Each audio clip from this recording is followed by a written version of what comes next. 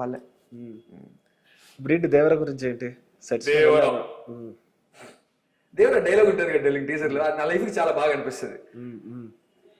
అప్పుడప్పుడు ధైర్యానికి కూడా తెలియదు అవసరానికి మించి తను ఉండకూడదని, అప్పుడు భయానికి తెలియాలి తను రావాల్సిన సమయం వచ్చిందని. వస్తున్నా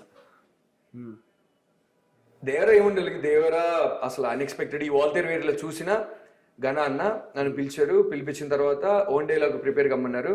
ఓన్ డేలో మన లైఫ్ లో ఫస్ట్ ఏమన్నా అంటే ఆచార్యదేవ ఏమంటివి లేదా పాంచాలి పంచపత్రిక, లేదంటే ఎందువాడు ఇట్లాంటి ఏమన్నా నాకు సెట్ అయ్యేటి, నా బయస్ సెట్ అయ్యేటి వాడుతా ఉన్నా.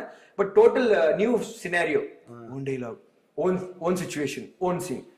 అప్పుడు ఏం చేసిన ఎన్టీఆర్ సార్ అరవింద్ సమేత వీరరాఘవలో ఎంట్రీ సీన్ అప్పుడు నాగబాబు గారు చనిపోయినప్పుడు ఆ కంప్లీట్ బ్లాంక్ స్టేజ్ లో ఉంటాడు. అసలు నాయన చనిపోయినాడని బాధపడాలా, వాళ్ళ వర్గపు జనాలు, ఈయన నాయకుడు, ఈయన కింద బతికే జనాలందరూ చంపబడుతున్నారని బాధపడాలా, వాళ్ళని కాపాడాలా, ఏం చేయాలో అర్థం కానీ బ్లాంక్ స్టేజ్ లో ఉన్నప్పుడు తర్వాత రియాక్ట్ అయ్యి నేను ఇట్టే ఉంటే నన్ను చంపేస్తారు, నా వాళ్ళు అనామకులు అయిపోతారు, అనాథలు అయిపోతారు, మా ఇంట్లో మగదిక్కులేడు, నాయన చచ్చిపోయా, మామ చచ్చిపోయా, ఇంట్లో అత్తకు మొగుడు లేక, అమ్మ లేక, ఒక్కడే కదా మగదిక్కు. ఆ రివాల్ట్ అనేది సడన్ గా వచ్చేస్తుంది కదా. ఒకవేళ అప్పుడు ఆయనకి డైలాగ్ ఉంటే, ఆయన డైలాగ్ చెప్పుంటే ఎంత గాంభీర్యంగా, ఎంత భయంకరంగా ఉంటుంటుంది ఊహించుకొని నేను డైలాగ్ రాసుకున్నా. అది మా మా మా పక్క జరిగినట్టు కదా ఇండియా, బసిరెడ్డి, నారపరెడ్డి, ఇవన్నీ.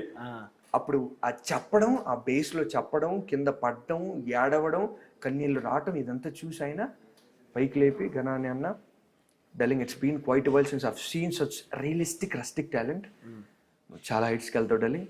ఈ సినిమాలో ఏదో క్యారెక్టర్లో నేను పెట్టడానికి పిలిపించా, కానీ ఏ క్యారెక్టర్లో నిన్ను పెడితే నీ టాలెంట్ కనీసం అది ఒక స్కోప్ ఇవ్వకుండా, అది నీకు ఉపయోగపడకుండా పోయి నీకు యూస్లెస్ అయిపోతుందేమో భయం నాలో వచ్చింది. నీకు మంచి క్యారెక్టర్ ఇస్తా, అది నేను అట్లాంటి అని చెప్పడం, క్యారెక్టర్కి నువ్వు 100% చేస్తావు, ఆ క్యారెక్టర్ కూడా నీకు 100% న్యాయం చేస్తుంది అనే రకంతో ఇచ్చారు. ఎన్టీఆర్ సార్ పక్కన నిలబడి ఉంటా, ఆయన్ని చూసిన, ఆయన్ని టచ్ చేసిన, షేక్ హ్యాండ్ తీసుకున్నా, ఆయన చేత మంగళవారంలో నేను ఉండాను అని ఆయనే గుర్తించి నన్ను దగ్గరికి పిలిచి మాట్లాడేటట్టు నేను చేసుకున్నా. చాలా darling Devara it's life time opportunity for me. ఎన్ని డేస్ జరిగింది షూట్? ఒక కరెక్ట్ గుర్తులేదు, ఒక 45 రోజులు జరిగి ఉంటుంది అనుకుంటున్నా. మొత్తం ఎన్టీఆర్ గారు కాకుండా ఇంకా అదర్ సెట్స్ లో ఇంకా చాలా మంది ఉంటారు కదా. ఎన్టీఆర్ సార్ చూసిన, సైఫ్ అలీ ఖాన్ సార్ ని చూసిన, శ్రీకాంత్ సార్ ని చూసిన, ప్రకాష్ సార్ తో మాట్లాడిన, ఎందుకంటే వాల్తేర్ వీరిలో మనకు టచ్ ఉంది కదా, మాట్లాడినా. ఇంకా ఆ అక్కని జాహ్నవి కపూర్ అక్క చూసిన, గెటప్ సీన్ అన్నతో మాట్లాడుతా ఉన్నా. ఆయనతోనే కదా, ఆయన క్యారవాన్ పక్కన మా caravan. So it was quite a beautiful journey darling. గోవాకి మొదటి తూరు పోయినా బాగా అనిపించింది. ఇట్స్ లైక్ బాగా వచ్చాయి డెలింగ్, బాగా వచ్చాయి. అంటే 2 సీన్స్ డైలాగులు ఉండేటి ఎగిరిపోయినాయి, బట్ ముందెంతలో రోల్ సూర్య దిస్ ఇస్ ఐబే అని గుర్తుపెట్టేలా, రికగ్నైజ్ చేసుకొని, రిజిస్టర్ చేసుకునేలా ఉన్నాయి. మరి పెద్ద డెలింగ్ ఏం డెలింగ్, మాస్ డెలింగ్ సినిమా.